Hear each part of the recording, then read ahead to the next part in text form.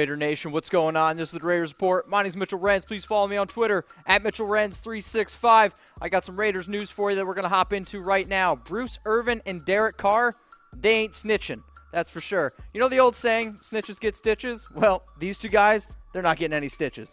Raiders defensive end Bruce Irvin and quarterback Derek Carr had a laugh at the new NFL PED policy. The policy says that the league may reduce a player's punishment by as much as half if the NFL receives full and complete assistance in identifying other violators of the policy, including coaches and trainers. Irvin tweeted, "That's hilarious," with 4 crying face emojis, and Carr quote tweeted Irvin saying, "Bro," with 2 crying, laughing faces and a face palm.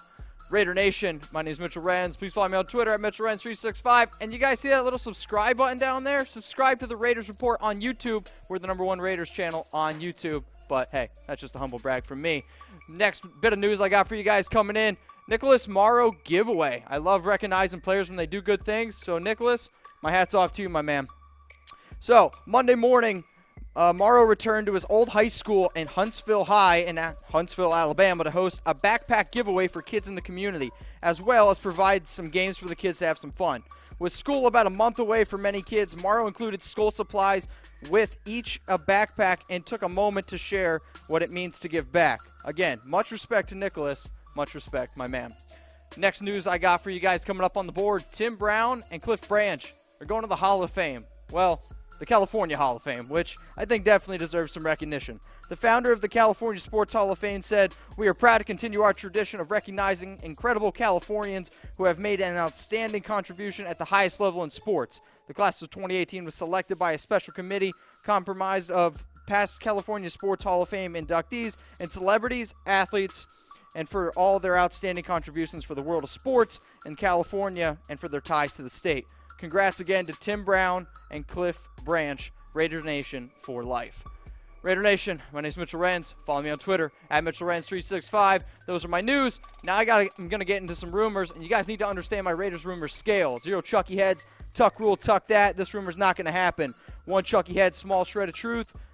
2 Chucky heads, people are talking. I like to think of 50-50. 3 Chucky heads, pretty likely, 75% chance. 4 Chucky heads, believe it, baby, 100% gonna happen. First rumor I got for you guys coming up on the board is Maurice Hurst better than Vita Vea? I'm going to give this one 2 Chucky heads.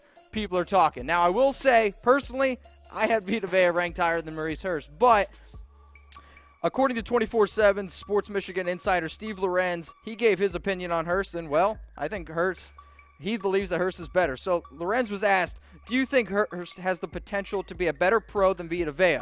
Vea was the first defensive tackle selected in the 2018 NFL Draft by the Buccaneers. Scott answered, yes, provided he stays healthy. Not referring to the hard stuff, just in general. I believe he will be better pro than Vita Vea.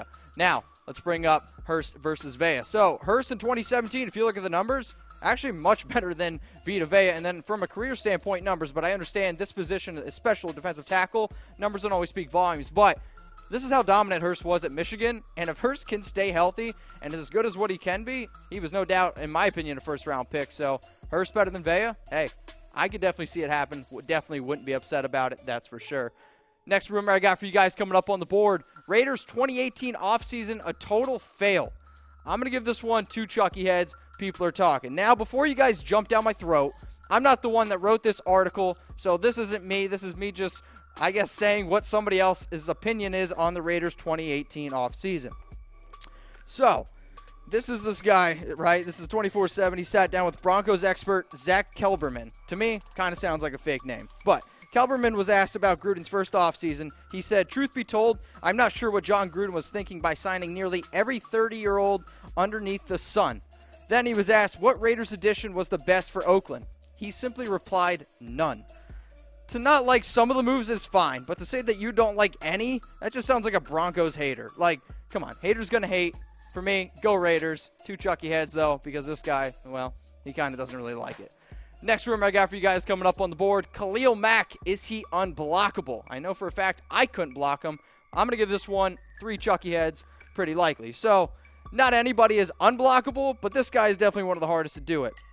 Bleacher Report ranked the hardest players in the NFL to block. Mack came in at 2 behind only Rams defensive end Aaron Donald. Mack recorded 78 pressures per Pro Football Focus last season, and he also led all edge defenders with 53 stops. That's an indication of how well-rounded his game is, but of course, he's best known for his ability to get to the quarterback, and there are many reasons why he perhaps is the league's most consistent, dominant edge rusher. No other outside pass rusher has Mack's combination of speed and strength, and it's why he has 36.5 sacks over the last 3 seasons. Next rumor I got for you guys coming up on the board, Bruce Irvin, double-digit sack season in 2018. Find out after a word from our sponsor, Mizzen and Main.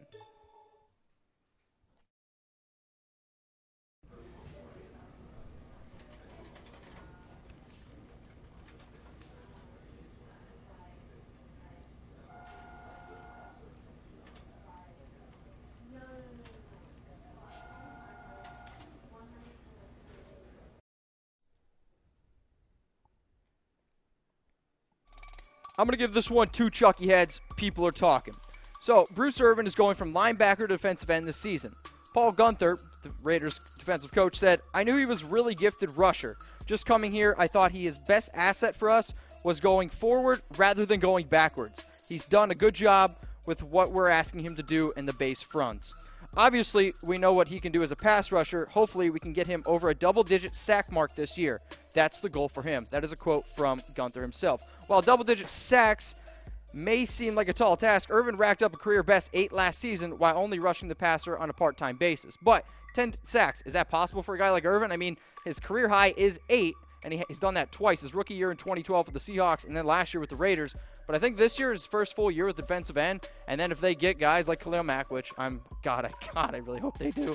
And just overall, the players that they've added, like Arden Key, Maurice Hurst, like there's going to be a lot of guys. I think Bruce Irvin's going to get to 10 sacks. I'm not afraid to say it. I mean, hey, but I want to know from you guys as well. Comment in the bottom how many sacks you think Irvin's going to have. Next rumor I got for you guys coming up on the board, Marshawn Lynch. Is he a top 30 running back for fantasy football? You guys know I love fantasy football. So this one, I'm going to give 3 Chucky heads, pretty likely. So according to Fantasy Pros, Marshawn Lynch is RB30 in a standard league. Last season, 207 carries for 891 yards, which is good for a 4.3 yards per carry. The Raiders' offense will be better this year, and the defense, which should lead to more positive game scripts for Lynch, at least in my opinion. The Raiders' O-line will get back to being one of the most dominant units in the league as well. So for me, if I could bring up all of Lynch's stats from the last 5 weeks, this is why I love this guy. So Marshawn Lynch went full beast mode, and I tweeted it out on my Twitter at Mitchell Renz 365 that this guy was absolutely dominant. 424 rushing yards to finish the final 5 weeks. That's 10 less than the guy who had the most over the 5 weeks, which is Kenyon Drake. This is a guy who, as I said before, started playing really well down in the stretch of the year. I think that's going to continue, and if the Raiders' offense is better this year, look out for Marshawn Lynch. Fantasy sleeper, in my opinion. Next rumor coming up on the board, Navarro Bowman. Is he going to return to Oakland? I'm going to give this one 2 Chucky heads. People are talking. Now, this is a guy, Bleacher Report wrote an article about where the top free agents would end up, and they had Bowman re-signing with the Raiders. I want Bowman to return to the Raiders, but their main focus right now needs to be Khalil Mack. As soon as Khalil Mack comes back, I'm all about getting Bowman, all about it. So, but before that, in May, Raiders general manager Reggie McKenzie told Scott Blair of NBC Bay Area that he would love for Bowman to return. Personally, I thought this deal was going to get done way earlier, but it's now July, and Bowman is still a free agent, and the Raiders added Whitehead and Derek Johnson. My hope and guess is Bowman returns to the Raiders right before camp, but I guess I'm just going to cross my fingers on that one, guys. 2 Chucky heads for that one.